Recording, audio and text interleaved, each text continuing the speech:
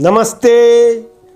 आइए आज फिर से प्राणमय कोश को निरंतरता देते हैं। सृष्टि में वायु चल रही है, जल बह रहा है, पेड़ पौधे बड़े हो रहे हैं, सभी प्रकार के जीव जंतुओं का जीवन चल रहा है। इन सब के पीछे केवल प्राण ऊर्जा ही है। प्राण ऊर्जा, प्राण ऊर्जा सबसे बड़ा खजाना है। हमारे शरीर के 5 परतों में सबसे महत्वपूर्ण लेयर है ये प्राण ऊर्जा। प्राणमय कोश सबसे इंपॉर्टेंट लेयर है। हमारे बॉडी के ऑर्गन्स को ऊर्जा कहां से मिलती है?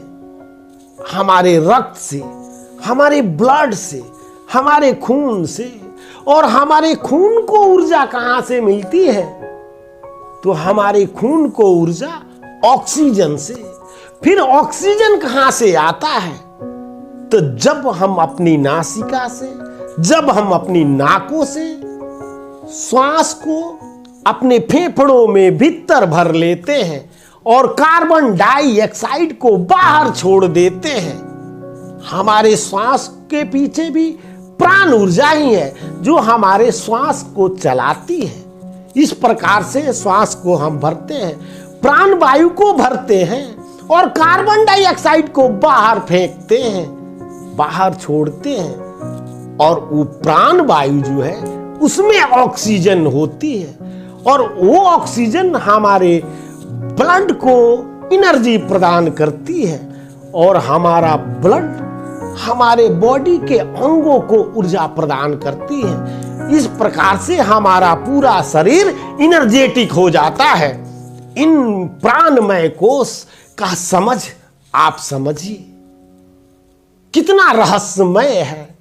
आप शरीर के इन 5 आयामों को जान जाएंगे, इन 5 परतों को ढंग से समझ गए तो पूर्ण रूपेण आपके शरीर के प्रत्येक कोशिकाओं की ढंग की जानकारी हो जाएगी।